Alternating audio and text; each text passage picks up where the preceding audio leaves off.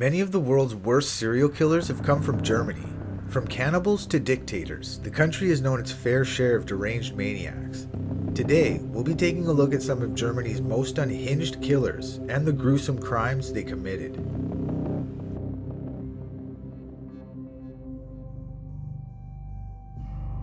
The illegitimate son of an East German peasant woman, Boost had entered the world of crime early. A child thief who later earned a dishonest living guiding parties of East Germans safely and legally over the border into the West. By 1950, Boost had transferred his crooked career to Dusseldorf, where he served a prison sentence for plundering metal fittings from graves. But if he was an indifferent thief, then Werner Boost was at least an accomplished marksman. By the end of the decade, his deadly accuracy in firing Wild West style from the hip would make headlines throughout both Germanys. On January 17, 1953, a lawyer named Bernd Serve was sitting with a young male companion in his stationary car on a quiet road leading out of Dusseldorf. As they talked, two masked figures appeared out of the night, one bludgeoning the 19-year-old with the butt of his gun, the other shooting Dr. Serve through the head. It was later remarked by ballistics experts that the bullet had taken an unusual trajectory, entering the body below the left jaw and leaving through the right temple, seemingly fired from below the victim as he sat in the driver's seat of the car. But the crime that was to earn Werner Boost the moniker, the Dusseldorf Doubles Killer, was discovered in November 1955. A 26-year-old baker, Fredheim Baer, and his girlfriend Thea had been missing for 4 weeks when villagers from Kalkum, just beyond Dusseldorf, found two battered bodies trapped in their car in a water-filled gravel pit. And like Dr. Serve and his friend, this couple had been robbed. With no light yet illuminating either case, the second doubles murder was committed on the 7th of February 1956. A 20-year-old secretary and her companion, Peter Falkenberg, had been reported missing, and police found their extensively blood-stained car the following day.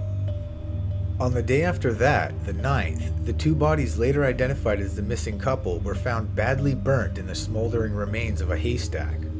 Both victims had been bludgeoned, and Falkenberg had been shot through the head from the same odd angle that had been observed in the case of Dr. Serve.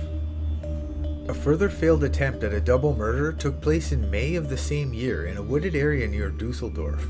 Luckily for future potential victims, the young woman alerted passersby with her screams for help, and the two attackers fled. By plain coincidence, or perhaps divine irony, it was in these same woods that a forest ranger on patrol saw and apprehended an armed man who appeared to be tracking a young couple. The man's name was Werner Boost. Boost had surrendered to the ranger without a struggle because he said he had been committing no offense. He indignantly denied any part of the recent series of attacks and murders and defied the police to prove otherwise. And they might have had a much more difficult job doing so if Boost's unwilling partner in crime, Franz Lorbach, had not made a statement in which he confessed to his own part in the murders and implicated Boost. Boost, he said, had hypnotized him into complicity on pain of his own life. He exposed the bizarre fantasy world into which Boost had dragged him, the drugs and poisons with which Boost dreamed he would find the perfect method of murder. Lorbach told police of one plan to flow cyanide-filled balloons into prospective victims' cars. There was also a string of non-fatal rapes and assaults against courting couples who, for reasons best known to himself, Boost considered immoral and degenerate. Werner Boost was eventually brought to trial in 1959 and sentenced to life imprisonment. For his contribution, Franz Lorbach was put away for 6 years.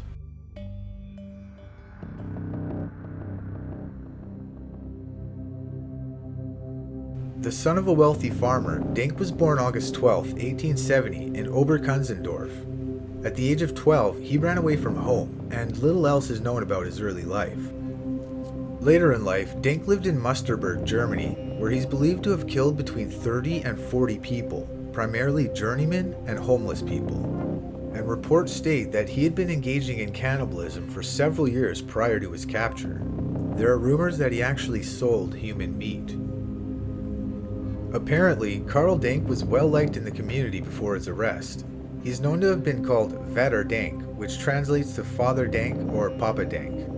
He also served as the organ blower for his local church. On December 21st, 1924, a coachman by the name of Gabriel heard cries for help which seemed to emanate from Denke's room. Gabriel rushed down to help and found a young man named Vincent Oliver staggering around the corridor, blood streaming from his open scalp. Before he fell unconscious on the floor, the victim blurted out that Werner Denke had attacked him with an axe.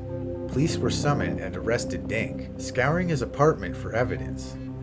They turned up identification papers for 12 traveling journeymen, plus assorted items of male clothing. And in the kitchen, 2 large tubs held meat pickled in brine, with the assorted bones and pots of fat. Detectives estimated that it added up to 30 victims.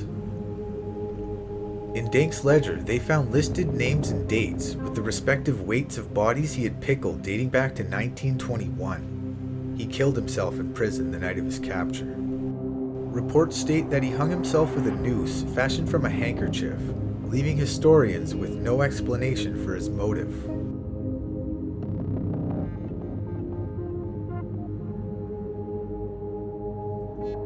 Adolf Gustav Seefeld was a German tramp and religious fanatic who killed boys with natural poisons.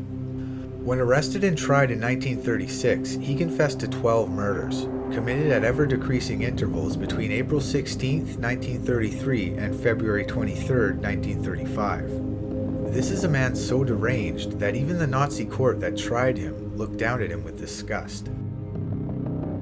An itinerant watchmaker in his native Germany, Seefeld was also a student of scripture, able to quote long Bible passages from memory. He preferred to sleep in the open, regardless of weather, and sometimes passed himself off as a witch to gullible peasants, professing the ability to cast evil spells on their livestock.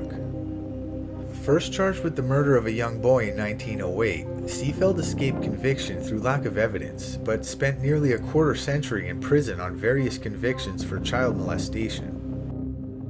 Committed to a mental home near Potsdam, he remained in custody for 2 years without speaking a word to attendants. Seefeld did not always choose to murder his victims, once traveling with a kidnapped boy for 3 months and sparing his life. When he killed, the drifter's favorite weapon was a homemade poison concocted from wild plants and fungi. Ironically, authorities recorded that his murder victims showed no signs of sexual abuse, while children he molested were allowed to live. In custody, Seefeld confessed to a total of 12 murders. In some cases, names were unknown or forgotten, but Adolf remembered most of the children, or at least the ones he had dispatched in recent years. 11-year-old Kurs Nert was slain on April 16, 1933, followed by 10-year-old Ernest Tesdorf. A mere 5 days later, Seefeld had murdered Wolfgang Metzdorf, age 7, and 5 other children, all ranging in age from 5 to 11. His arrest came after the murder of a boy named Zimmerman on February 23, 1935, and he was convicted at trial a year later. He would be executed on May 23, 1936.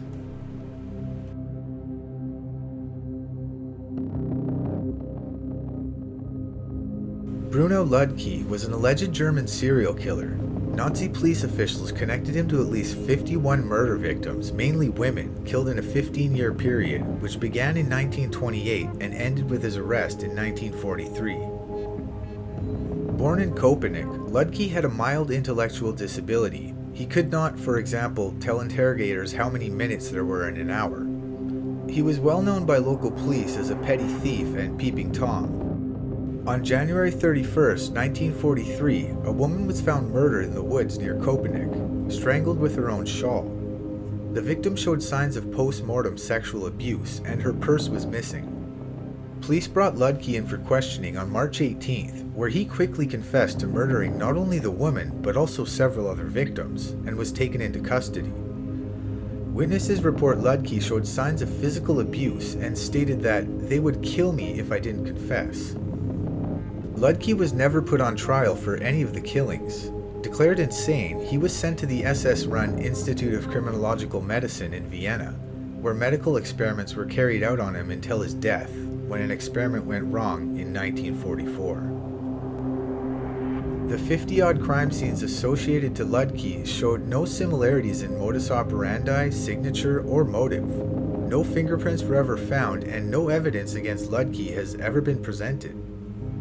A Dutch former chief of police named Jan Blauw took an interest in the case and investigated the original police reports. He found them inconclusive, incoherent, and vague. He also expressed his disbelief that a semi-illiterate man who once got caught stealing a chicken could evade authorities for nearly 20 years, let alone get away with murder. Many believe Lüdke to be the victim of a frame-up, carried out by an ambitious chief homicide investigator and the budding Nazi government that had little patience for people with intellectual disabilities.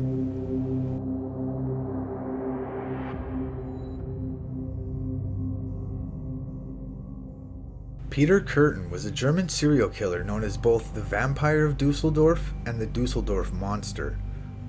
He committed a series of murders and sexual assaults between February and November of 1929. In the years prior to these assaults, Kürten had amassed a lengthy criminal record for offenses including arson, theft, and attempted murder. He also confessed to the 1913 murder of a 9-year-old girl in Mulheim. Kürten considered himself a vampire because he had once drank the blood of a swan he killed in December of 1929. He had also made attempts to drink the blood of some of his human victims. In May 1930, he accosted a young woman named Maria Bootleys. He initially took her to his home, and then to the Grafenberger woods, where he raped but did not kill her. Bootleys led the police to Kürten's home. He avoided the police but confessed to his wife, knowing that his identity was known by the police. On May 24th, he was located and arrested. Peter Kürten was charged with 9 murders and 7 attempted murders. He went on trial in April 1931. He initially pled not guilty, but after some weeks changed his plea. Kürten confessed to 79 offenses. He was found guilty and sentenced to death. Shortly before he was executed, Peter Kürten, the so-called Vampire of Dusseldorf, asked the prison psychiatrist, "Tell me, after my head has been chopped off, will I still be able to hear, at least for a moment, the sound of my own blood gushing from the stump of my neck?" When the doctor replied that his ears and brain probably would function for several seconds after the blade struck, Kürten replied, "That would be the pleasure to end all pleasures." Thanks for watching, everybody. If you enjoyed this content, make sure to like, comment, and share the video. And if you're a fan of the channel, consider becoming a member. It comes with some really cool perks. Stay safe out there.